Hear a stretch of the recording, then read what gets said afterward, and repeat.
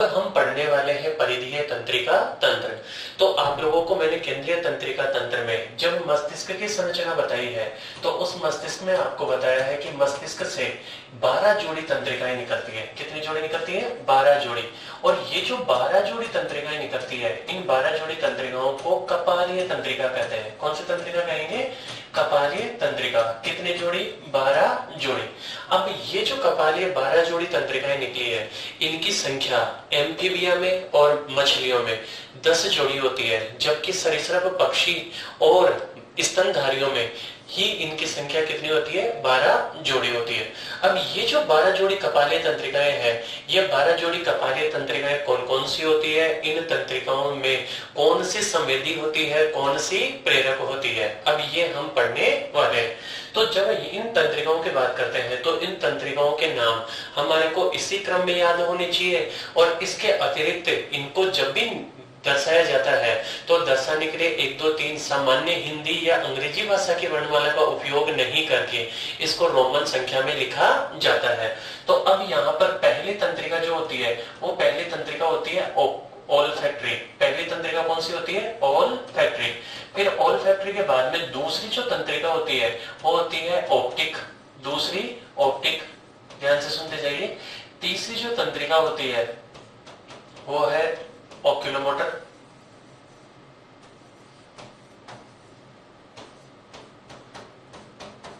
चौथी होती है ट्रोक्लियर।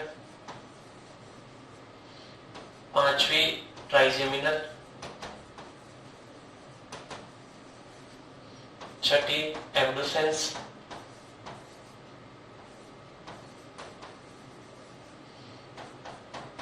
सातवीं फेसियल। आठवीं ऑडिटरी।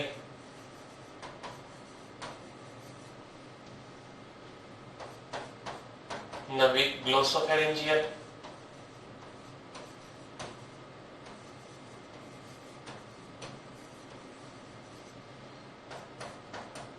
10वीं वेगस। 11वीं स्पाइनल एसेसरी। और 12वीं जो होती है वो होती है हाइपोग्लोसल। तो इस प्रकार से हमारे मस्तिष्क से 12 जोड़ी कपालीय तंत्रिकाएं निकलती है। अब ये जो 12 जोड़ी कपालीय तंत्रिकाएं हैं, इन 12 जोड़ी कपालीय तंत्रिकाओं से पहली जो 10 जोड़ी कपालीय तंत्रिकाएं हैं, ये 10 जोड़ी कपालीय तंत्रिकाएं सभी में पाई जाती है।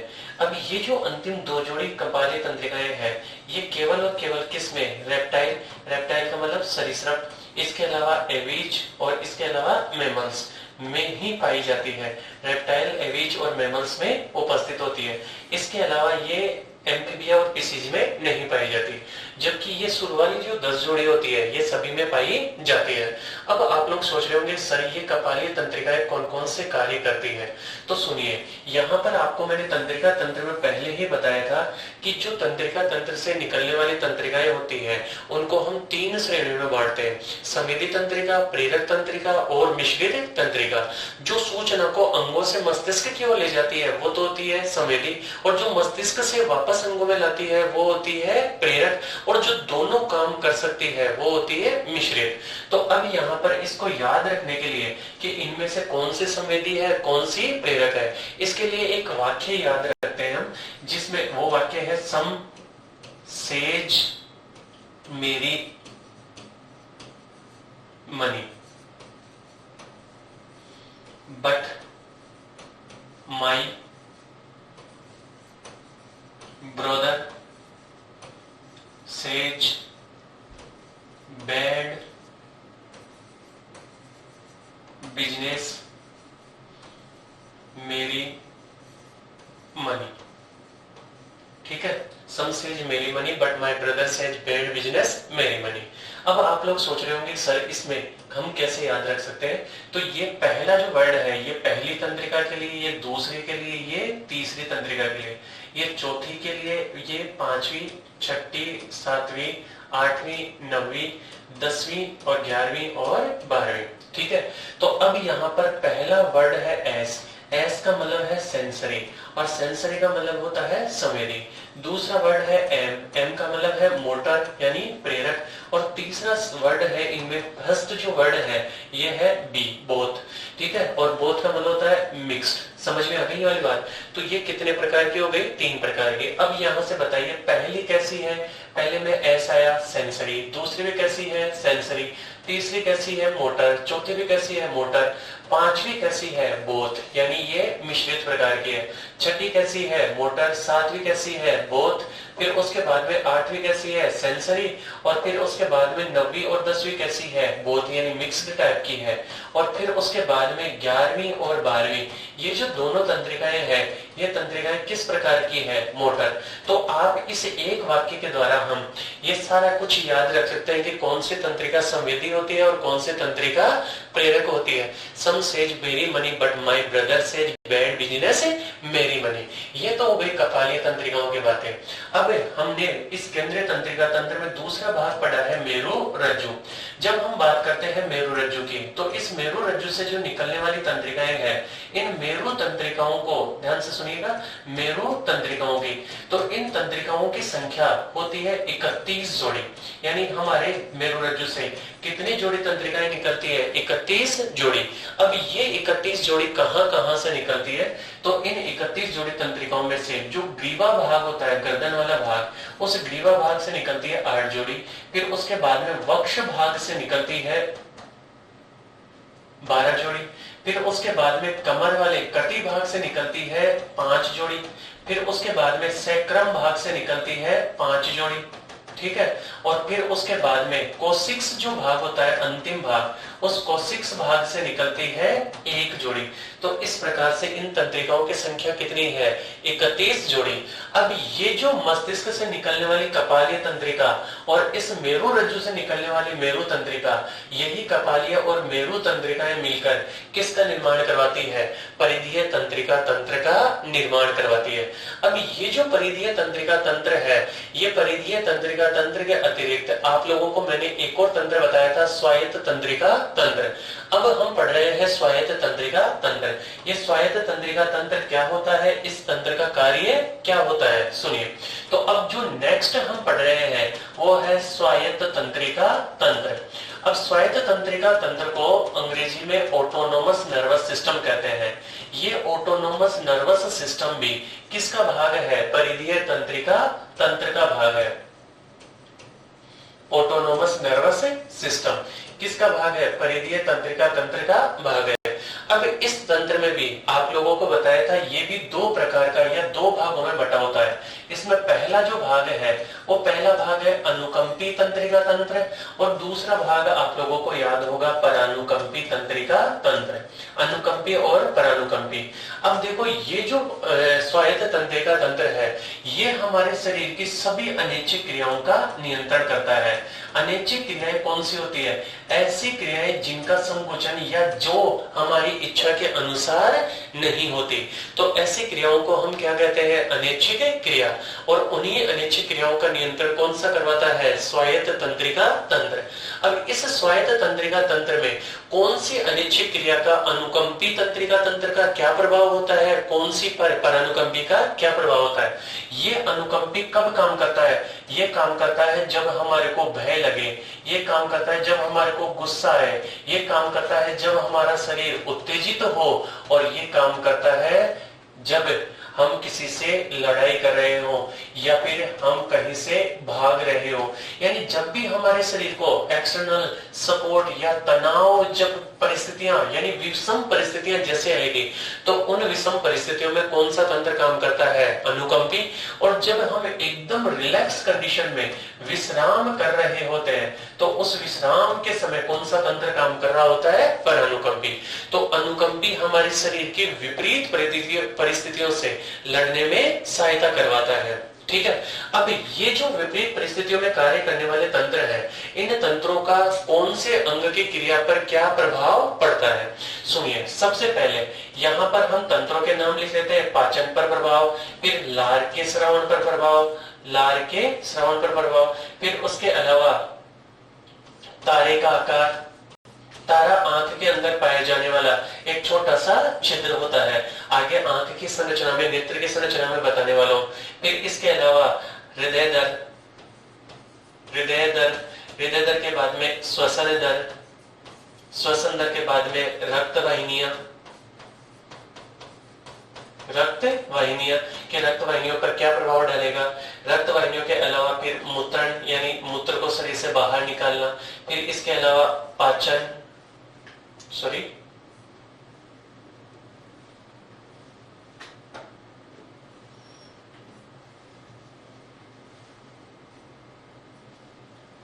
ठीक है।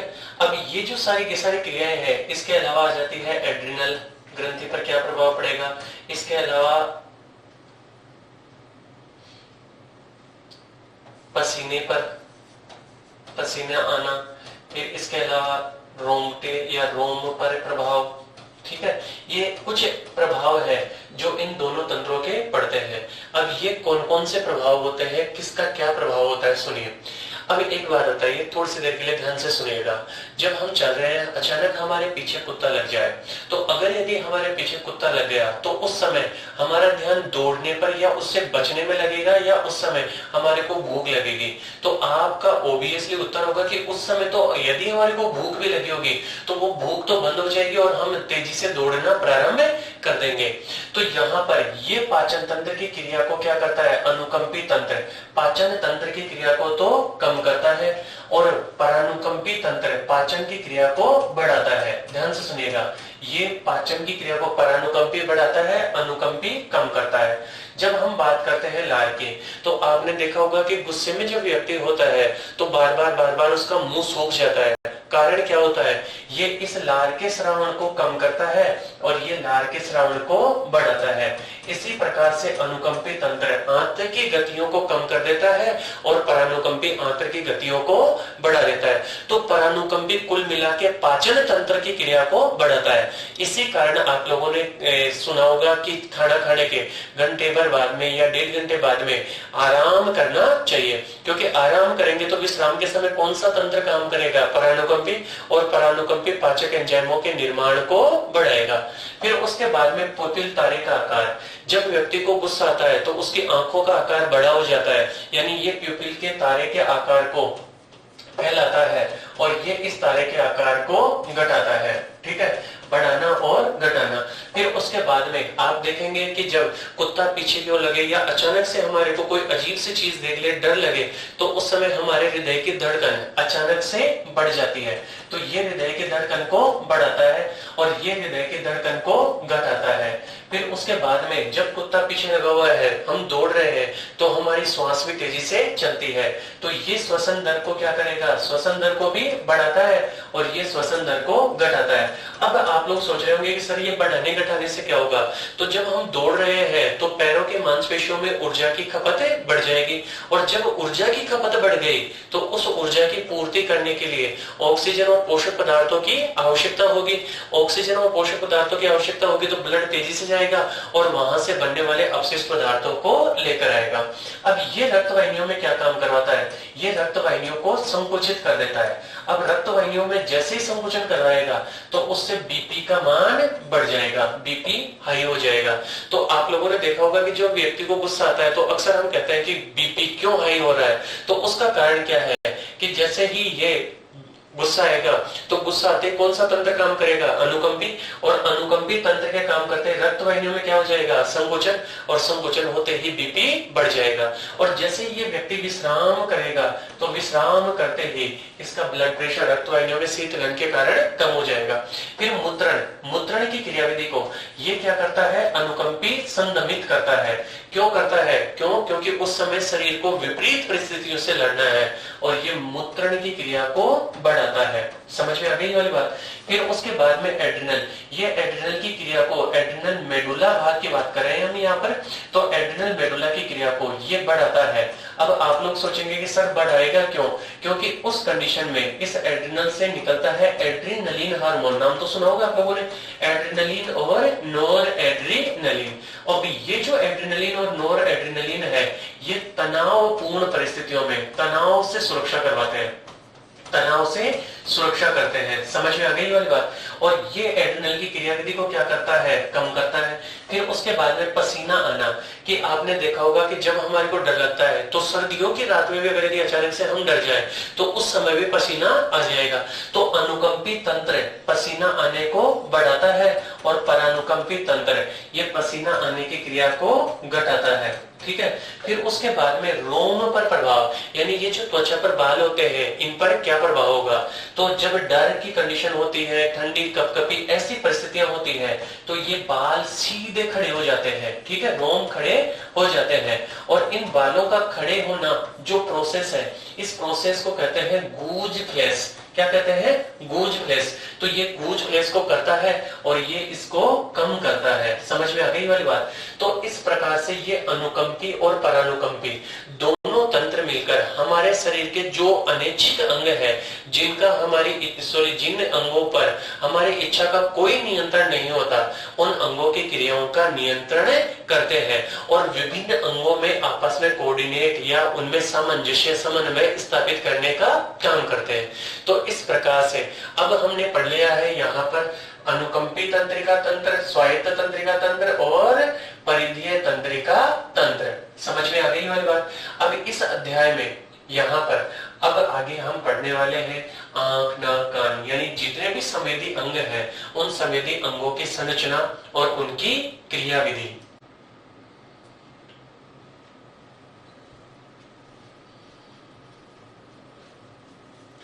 मस्तिष्क के बाद में अब हम पढ़ रहे हैं मेरुरज्जु।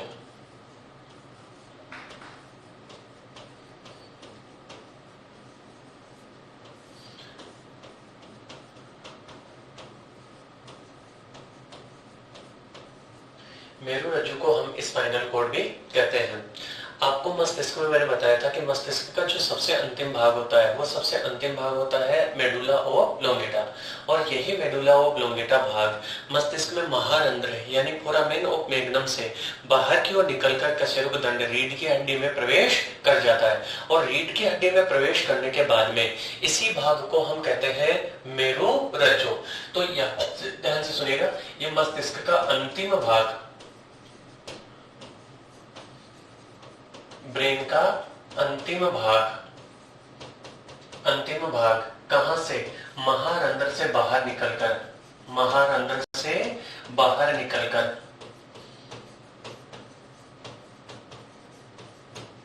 निकलकर ये प्रवेश कर जाता है कशेरुकदंड में, वर्टिब्रल कॉलम में प्रवेश कर जाता है। और वर्टिब्रल कॉलम में प्रवेश करने पर ही इसी थ्रेड लाइक यानी धागे के समान संरचना को, इस धागे समान संरचना को हम धागे समान संरचना को ही क्या कहते हैं, संरचना को स्पाइनल कॉर्ड कहते हैं या मेरुरज्जु कहते हैं। समझ में आ गई हमारी बात। तो मेरुरज्जु क्या होता है कि ब्रेन का जो अंतिम पार्ट मेडुला ओब्लोंगेटा है, वही मेडुला ओब्लोंगेटा महारंध्र से बाहर की ओर निकलकर कशेरुकदंड में प्रवेश कर जाता है। और कशेरुकदंड में प्रवेश करने के बाद में इस धागे समान संरचना को मेरुरज्जु कहते हैं, जो कि प्रथम कशेरुका, ध्यान से सुनिए, हमारी कशेरुकदंड 26 कशेरुकाओं से बनी होती है। प्रथम कशेरुका, और इस प्रथम कशेरुका का नाम है एटलस। प्रथम कशेरुका एटलस से कहां तक फैली रहती है, ये कमर की कशेरुकाओं, कटी कशेरुका तक फैली होती है।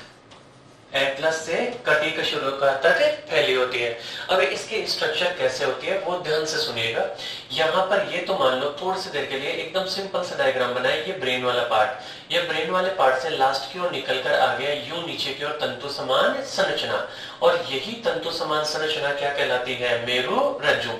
अब ये जो मेरुरज्जु है, इस मेरुरज्जु के चारों ओर भी ब्रेन की ही तरह इस प्रकार से 3 झिल्लियां पाई जाती है। भाई ब्रेन की जब प्रोटेक्शन होती है तो मेरुरज्जु की भी प्रोटेक्शन होगी। तो यहाँ पर ये जो पीले रंग से मैंने बनाई है, ये तो किसका आवरण है, ये तो है कशेरुका का। और कशेरुका के अंदर की ओर और इस स्पाइनल कॉर्ड, ये है स्पाइनल कॉर्ड, स्पाइनल कॉर्ड हम मेरुरज्जु को ही कहते हैं। तो तो इस स्पाइनल कॉर्ड और इस कशेरुकाओं के बीच में कितनी झिल्लियां दिखाई दे रही है? 3। इन झिल्लियों में सबसे बाहर वाली जो झिल्ली होती है उस सबसे बाहरी झिल्ली का नाम होता है ड्यूरामेटर। ठीक है, सबसे बाहर वाली का नाम क्या होता है? ड्यूरामेटर। फिर उसके बाद में बीच वाली जो झिल्ली है, इस बीच वाली झिल्ली का नाम है एरेक्टिनोइड। ठीक है, और सबसे अंदर वाली जो झिल्ली है उस झिल्ली का नाम होता है पायामेटर। समझ में आ गई वाली बात? और इन तीनों को मस्तिष्क की तरह ही आवरण है जो कि मेरुरज्जु की भी सुरक्षा का काम करवाएंगे। अब आपको मालूम हो तो इन दोनों के बीच में जो अवकाश होता है उस अवकाश को हम क्या कहते हैं? सब एरेक्टिनोइड अवकाश। अब आप लोगों को थोड़ा सा और याद आ रहा हो तो मैं याद भी दिला दूं और वैसे आ जाए तो अच्छी बात है। तो यहाँ पर मैंने कहा था कि इस मस्तिष्क में यहाँ पर सीएसएफ का निर्माण होता है और ये सीएसएफ यहाँ पर आने के बाद में मेडुला ओब्लोंगेटा से 3 छिद्र बताए थे जिसमें मैगेंडी और लुस्का के छिद्र, उनसे सब एरेक्टिनोइड झिल्ली में चला जाता है। ठीक है, तो अब यहाँ से ये सीएसएफ किस में आ गया? सब एरेक्टिनोइड अवकाश में। और सब एरेक्टिनोइड अवकाश में ध्यान से सुनिएगा, ये सीएसएफ का निरंतर जब प्रवाह होता रहेगा तो उससे इस मेरुरज्जु की कोशिकाओं को, मेरुरज्जु की तंत्रिकाओं को पोषक पदार्थ और ऑक्सीजन प्राप्त हो जाएगी तथा यहाँ से अपशिष्ट पदार्थों का ट्रांसपोर्टेशन हो जाएगा। ठीक है, अब ये जो मेडुला ओब्लोंगेटा है, इस मेडुला ओब्लोंगेटा का ये जो अंतिम भाग है, ये अंतिम भाग कमर यानी यहाँ की कशेरुकाओं के पास में आने के बाद में एक पतले तंतु का निर्माण करता है और उस पतले से तंतु जैसी संरचना को फिलम टर्मिनेल कहते हैं। क्या कहेंगे? फिलम टर्मिनेल। ठीक है, FILUM टर्मिनेल। अब ये जो फिलम टर्मिनेल है, ध्यान से सुनिएगा, ये फिलम टर्मिनेल यहां से कई तंत्रिकाएं ऐसे ऐसे निकलती है। अब ये तंत्रिकाएं और साथ में ध्यान से सुनिएगा, ये तो अंतिम भाग तो कौन है? फिलम टर्मिनेल। और यहां से ये कौन निकल रही है? न्यूरॉन। अब ये न्यूरॉन या नर्व्स और ये फिलम टर्मिनेल, ये दोनों के दोनों मिलकर किसके समान हो जाते हैं? ये घोड़े की पूंछ के समान। ध्यान से सुनिएगा, किसके समान हो जाते हैं? घोड़े की पूंछ के समान। और घोड़े की पूंछ के समान होने के कारण इस संरचना को कहते हैं कोडा इक्विना। क्या कहते हैं? कोडा इक्विना। तो आप लोगों को समझ में आया मैं स्पाइनल कॉर्ड मेरुरज्जु की संरचना कैसी होती है? मेरुरज्जु की संरचना एक लंबे तंतु के समान होती है। अब आप लोग सोच रहे होंगे कि ये मेरुरज्जु किस प्रकार से वर्टिब्रल कॉलम में स्थित होता है। तो थोड़ी सी बातें ध्यान से देखिएगा कि हमारी जो रीढ़ की हड्डी है उस रीढ़ की हड्डी में इस प्रकार से कई कशेरुकाएं पाई जाती है। जब हम इन कशेरुकाओं की संरचना की बात करते हैं तो यहाँ पर ये इन कशेरुकाओं का जो भाग होता है ये भाग कहलाता है सेंट्रम। क्या कहलाता है? सेंट्रम। और ये भाग है स्पाइन। ठीक है, और ये स्पाइन और सेंट्रम इनके बीच में यहाँ पर ये खालिस्तान होता है। क्या होता है? खालिस्तान। अब ये जो खालिस्तान है इसी खालिस्तान को हम कह देते हैं न्यूरल ट्यूब। ये खालिस्तान आगे की ओर जाकर किसका फॉर्मेशन करवाएगा? ये फॉर्मेशन करवाएगा न्यूरल ट्यूब का। ठीक है, कैसे करवाएगा? ये एक कशेरुका का खालिस्तान है। ठीक है, और ये दूसरी कशेरुका है। अब ये कशेरुकाएं जैसे ही यूं एक दूसरे के ऊपर जमा हो जाएंगे तो आप लोग देखेंगे ये सारे के सारे खालिस्तान आपस में एक सीध में जमा होकर किसका निर्माण करवाएंगे? न्यूरल ट्यूब का। और इसी ट्यूब के अंदर यहां से कौन गुजरता है? ये स्पाइनल कॉर्ड गुजरता है। तो समझ में आई स्पाइनल कॉर्ड कहां पर होता है? जो हमारी रीढ़ की हड्डी जो कशेरुक दंड होती है उसके बीच में खाली नलिका होती है, उस खाली नलिका में कौन पाया जाता है? मेरुरज्जु पाया जाता है। ठीक है, अब आप लोग सोच रहे होंगे सर ये जो मेरुरज्जु होता है इस मेरुरज्जु की बाहर से तो ये तंतु के समान दिखाई दे रहा है, इसकी आंतरिक संरचना कैसी होती है? तो अब यहां से हम पढ़ रहे हैं इस मेरुरज्जु के अनुप्रस्थ काट यानी इसकी आंतरिक संरचना। सुनिए, तो अब मैं आप लोगों को बता रहा हूं मेरुरज्जु की आंतरिक संरचना। तो जब हम मेरुरज्जु की आंतरिक संरचना देखते हैं तो इसकी आंतरिक संरचना में इस प्रकार से ये ऐसे मान लो ये तो तितली के समान या फिर एच के समान। तो इसके अंदर 2 खांच होती है, एक खांच ऊपर की ओर और एक खांच नीचे की ओर। ये जो ऊपर वाली खांच है ये कहलाती है डोर्सल खांच या पृष्ठ खांच। क्या कहते हैं इसको? पृष्ठ खांच। ऊपर वाली कौन सी है? पृष्ठ खांच। और नीचे वाली जो खांच है इस खांच को कहते हैं अधर खांच। तो कितनी खांचें होती है इसमें? 2 खांचें, एक तो पृष्ठ खांच और एक अधर खांच। अब इस खांचों के बाद में यहां पर आप लोगों को मैं बताऊं, इस मेरु रज्जु में इस प्रकार से 4 सींग जैसी संरचनाएं पाई जाती है। कितने श्रृंग पाए जाते हैं? 4। अब इन चारों श्रृंगों का जैसे ही हम निर्माण करते हैं तो अंदर वाला सारा का सारा द्रव आप लोग देख रहे होंगे कैसा हो गया?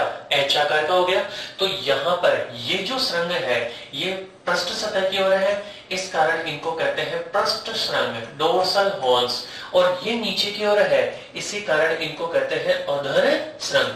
तो यहाँ पर इस मेरु रज्जु की संरचना में कितने श्रृंग होते हैं? 4, जिनमें 2 पृष्ठ श्रृंग और 2 अधर श्रृंग।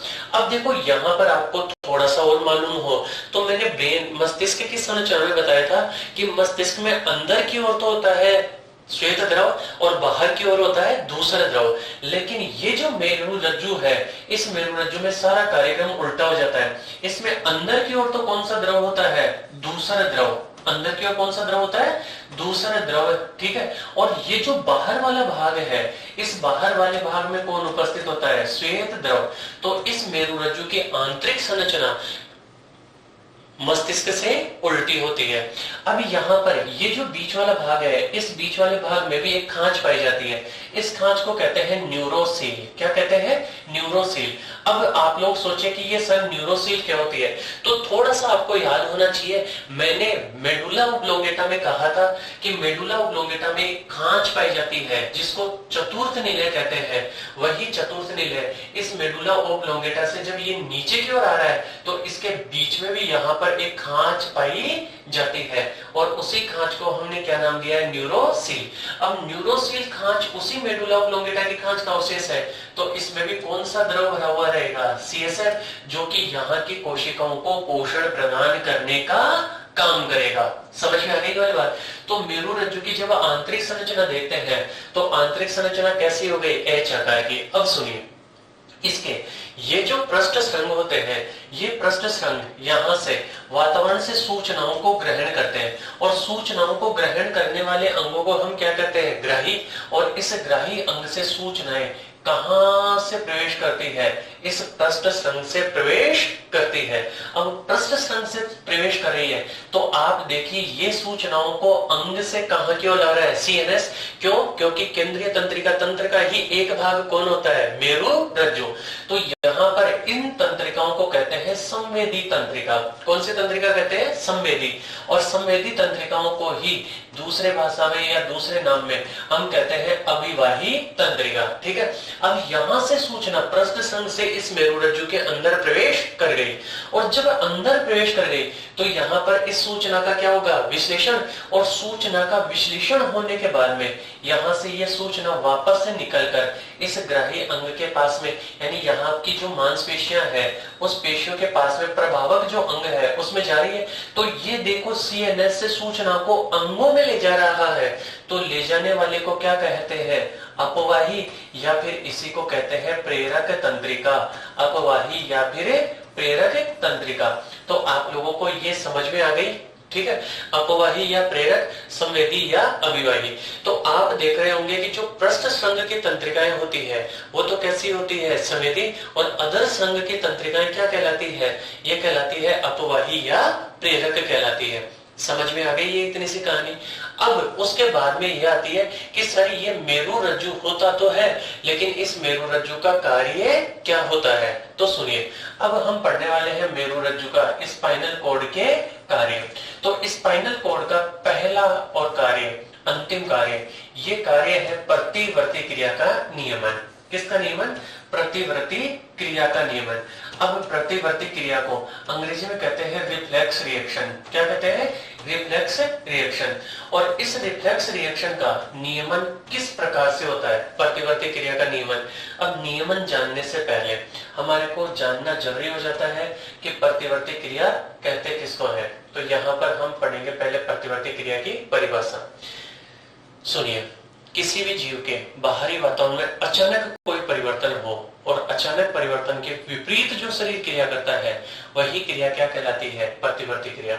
जैसे हम बैठे हैं और अचानक से मान लो कोई हमारे पास में आकर फटाका फोड़ दे, तो हम तेजी से ऐसे हड़बड़ा के उठकर दौड़ेंगे। तो ये क्रिया कौन सी है? प्रतिवर्ती क्रिया। हम बैठे हैं और हमारी तरफ कोई ऐसे आंख की और कोई चीज फेंक दे, तुरंत हमारी पलकें क्या हो जाएगी? बंद हो जाएगी। ये भी कौन सी क्रिया है? प्रतिवर्ती क्रिया।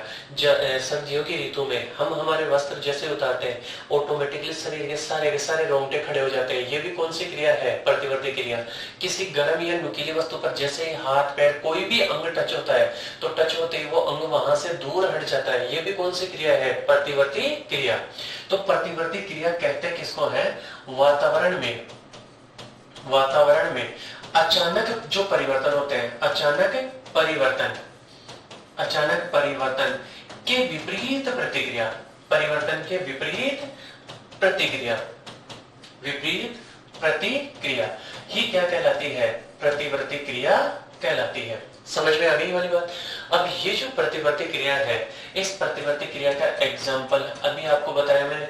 इसके अलावा भी पलके झपकना, ठीक है, पलके झपकना, इसके अलावा लार का स्राव होना, आंसुओं का बहना, ये सारी कौन सी क्रियाएं हैं? प्रतिवर्ती क्रियाएं। अब ये अच्छा, गरम नुकीली वस्तु से, गरम ऑब्लिक नुकीली वस्तु से अंगों का दूर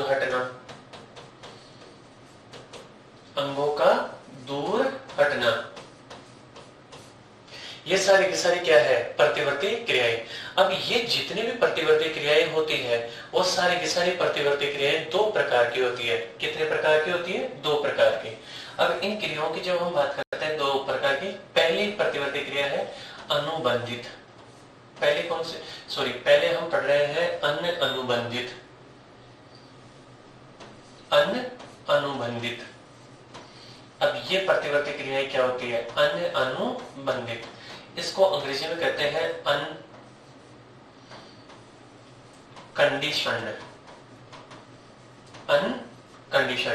अब ये अनकंडीशन्ड प्रतिवर्ती क्रिया क्या होती है वो सुनिए। ये प्रतिवर्ती क्रिया होती है जन्मजात।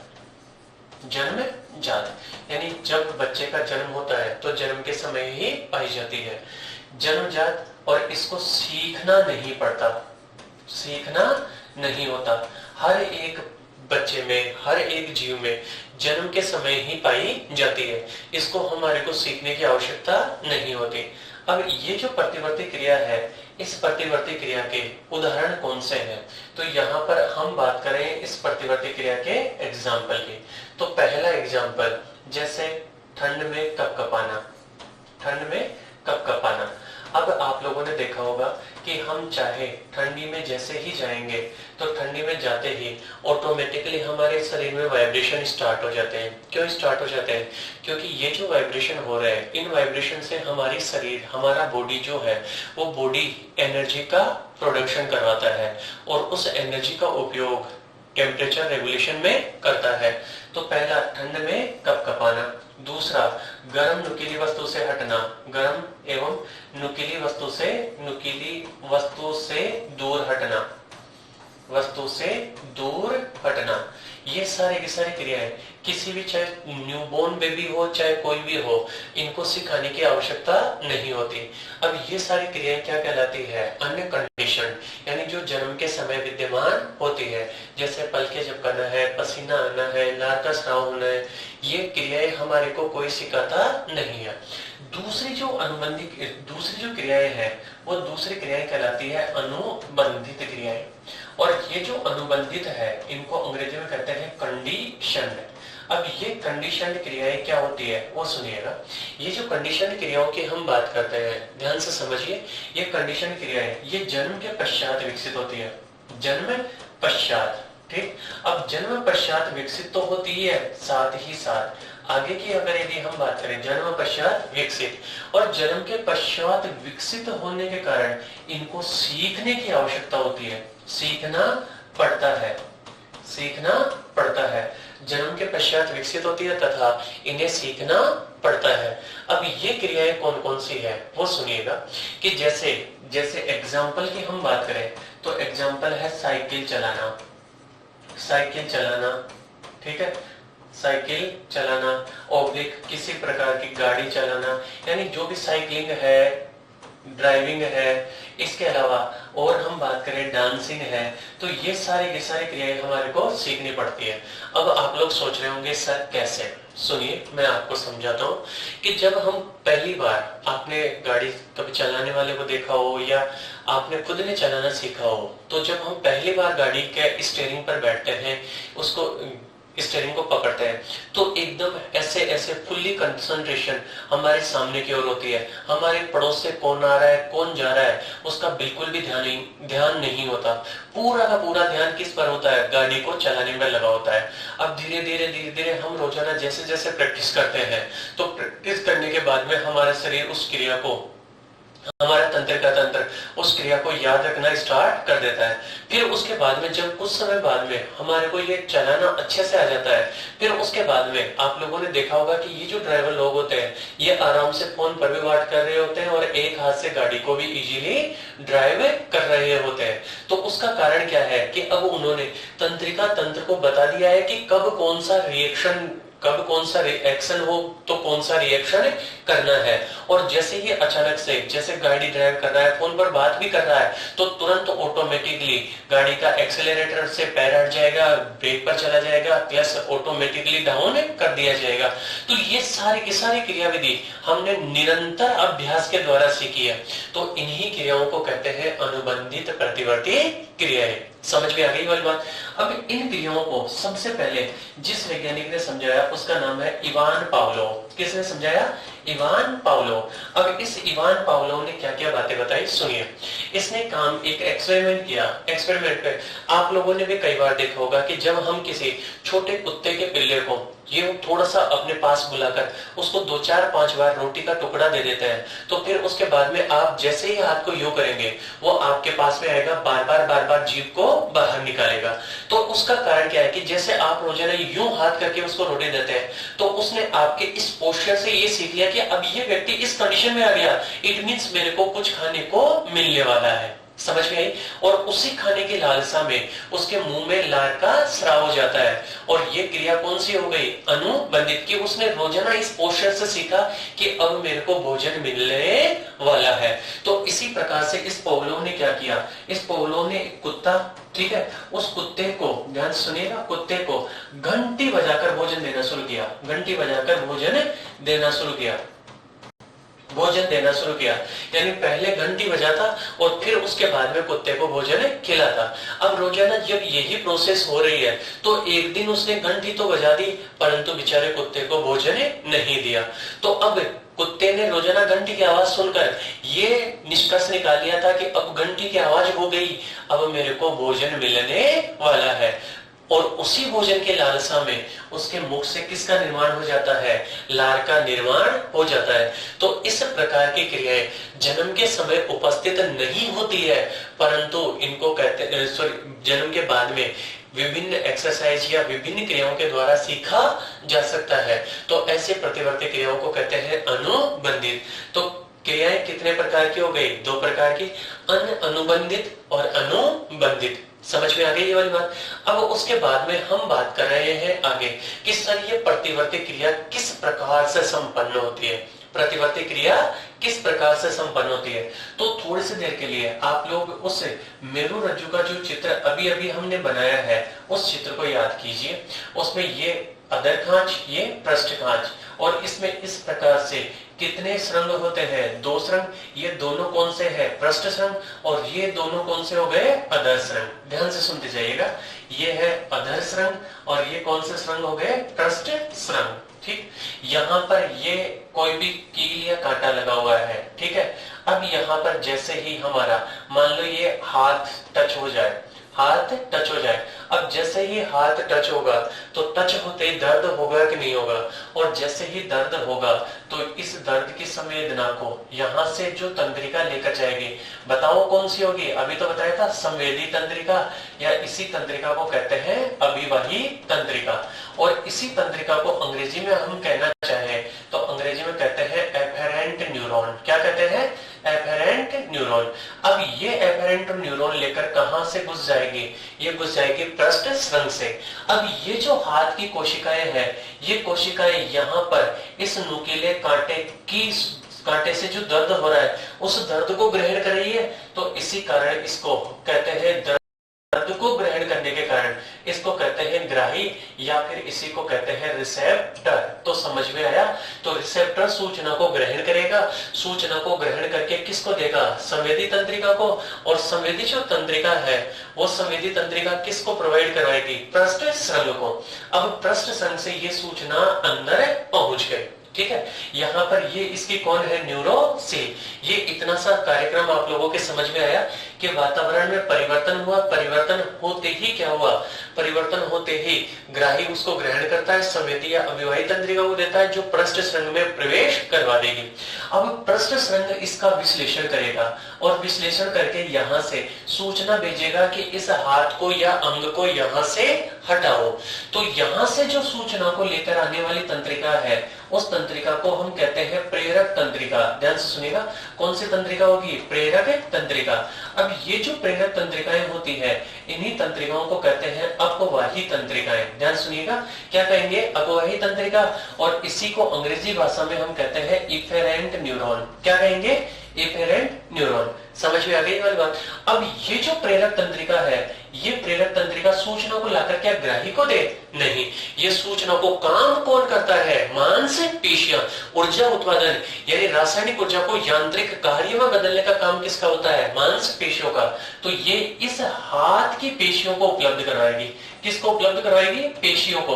और ये जो पेशियां होती है इसी को प्रभावक या इफेक्टर अंग भी कहते हैं। ठीक है, तो अब यहां से सूचना इस प्रभावक के पास में आ जाएगी। तो अब जैसे ही प्रभावक के पास में आएगी तो प्रभावक इस सूचना को किसको प्रोवाइड करवा देगा? सॉरी, मांसपेशी में संकोचन, और संकोचन होते ही हाथ यहां से दूर हट जाएगा। अब इस क्रिया में आप लोगों को मैं एक और बात बता दूं कि यहां से ये कौन सी तंत्रिका आई? संवेदी तंत्रिका। और यहां से ये कौन सी तंत्रिका जा रही है? प्रेरक तंत्रिका। अब यहां पर इन तंत्रिकाओं के दो प्रकार के संबंध होते हैं। कितने प्रकार के संबंध होते हैं? दो प्रकार के संबंध होते हैं। एक संबंध यहां पर ध्यान से देखिएगा, इनके बीच में इस प्रकार से कोई दूसरी तंत्रिका और हो तो इन दोनों के बीच में ये तंत्रिका होती है तो इस तंत्रिका को कहते हैं एडजस्टर तंत्रिका। क्या कहते हैं? एडजस्टर तंत्रिका या एसोसिएशन न्यूरॉन। तो ये जो एडजस्टर तंत्रिका या एसोसिएशन न्यूरॉन है, ये एसोसिएशन न्यूरॉन में दो ही बातें होती है, या तो ये एसोसिएशन न्यूरॉन उपस्थित हो सकती है या एसोसिएशन न्यूरॉन अनुपस्थित हो सकती है। ठीक है, या तो होगी या नहीं होगी। अगर यदि ये होती है, उपस्थित होती है, तो इस प्रकार का रिफ्लेक्स जो क्रिया है इसको कहते हैं पॉलीसिनेप्टिक। क्या कहते हैं? Polysynaptic reflex reaction. और अनुपस्थित होती है यानी उसमें केवल एक संवेदी और केवल एक प्रेरक है तो उसको कहते हैं मोनोसिनेप्टिक। तो यहाँ पर ये रिएक्शन कितने प्रकार की हो गई? दो प्रकार की, पॉलीसिनेप्टिक और मोनोसिनेप्टिक रिफ्लेक्स रिएक्शन। समझ में आ गई ये वाली बात? पॉलीसिनेप्टिक और मोनोसिनेप्टिक रिफ्लेक्स रिएक्शन।